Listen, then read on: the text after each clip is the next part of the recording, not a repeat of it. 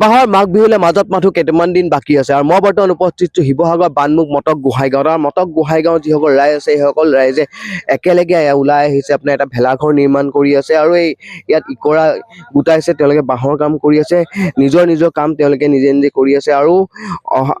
যি মাঘ বিহু আহিবলগীয়া আছে সেই মাঘ বিহু তেওঁলোকে ইয়াতে এসাঁজ মিলি জুলি এসাঁজ খাব আৰু তাৰ পাছতেই ইয়াতে তেওঁলোকে মেজি জ্বলাব দাদা কি ধৰণৰ প্ৰস্তুতি চলাইছে হয় আমি গত বছৰৰ দৰে আমি এবাৰো প্ৰস্তুতি চলাইছোঁ আমি উৰুকাৰ নিশাটো ইয়াত লগে ভাগে আমাৰ মটক গোহাঁইগাঁৱৰ ৰাইজসকলে মিলি ইয়াত খাম মাছে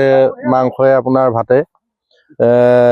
গতিকে যদিও আমাৰ মন বৰ ঠিক নহয় এইবাৰ জুবিন দাৰ কেছটোৰ কাৰণে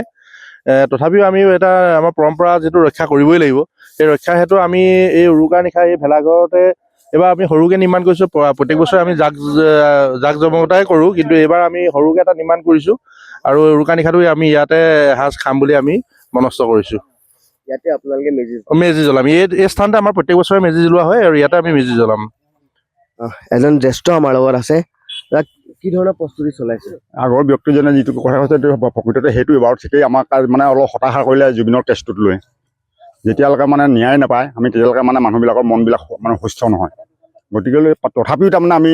কৃষ্টিটো যে জীয়াই ৰাখিব লাগিব গতিকেলৈ সৰু সৰু ল'ৰাখিনিৰ লগত মই জ্যেষ্ঠ হিচাপে থাকোঁ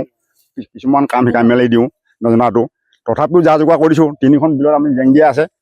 তথাপিতো ৰাইজৰ লগত এসাঁজ মানে মিলি জুলি খাব লাগিব খাম বুলিয়ে প্ৰস্তুতি চলাই 3খন বিলত মাছ ধৰিম কাঠ আলু আছে মাটি দালি থাকিব হাঁহৰ মাংস থাকিব এনেদৰে আমি মানে ৰাতিটো ইয়াতে কটাই মেলি ৰাতিটো থাকি ৰাতিপুৱালৈ আমি মেজিটো মানে জ্বলাম আপোনাৰ পেপাৰটো আপোনাৰ লগত দেখিছোঁ পেপাৰটো থাকে বজাই দিব লাগিব বজাওঁ শুনক ক'ব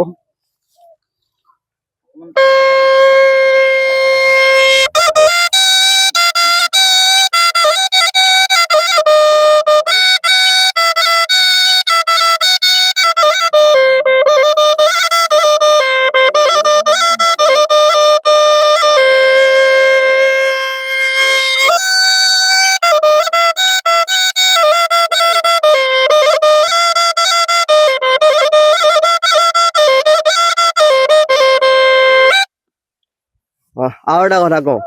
আপোনালোকৰ দিনৰ এফাকি বিহু আপোনাৰ মুখৰ পৰা শুনিব বিচাৰিছো আমাৰ পুৰণা আমি আজি 60 বছৰ বয়সৰ বিহুৰে আমাৰ কি বিহুৰ নাম তথাপিও এটা এফাকি গাওঁ আগত কৈ দিওঁ যুগ যুগান্তলৈ মোৰে জীৱনলৈ নাচনি পাহৰি নাযাবা পাহৰি গ'লে মই থাকিম কেনে কৰি মোৰে মৰা দেখা যাব জহিপমি কাললৈ ক্ষিয়তি ৰাখি হয় এয়া যিহেতু তেওঁলোকে যিটো ভেলাঘৰ নিৰ্মাণ কৰিছে এইটো ভেলাঘৰ ইয়াত তেওঁলোকে নিৰ্মাণ কৰি আছে গোটেই গাঁৱৰ ৰাইজ আপোনাৰ যুৱকসকল মিলি পেলাই তেওঁলোকে ভেলাঘৰটো নিৰ্মাণ কৰি আছে তেওঁলোকে গাঁৱৰ ওচৰত থকা যি জংঘল আছে সেই জংঘলৰ পৰা তেওঁলোকে ইকৰা গোটাইছে খৰি গোটাইছে আৰু তেওঁলোকে এই ধৰণে আপোনাৰ যি আহিবলগীয়া বিহু আছে সেই বিহুৰ কাৰণে তেওঁলোকে প্ৰস্তুতি চলাইছে আৰু আশা কৰিছোঁ তেওঁলোকৰ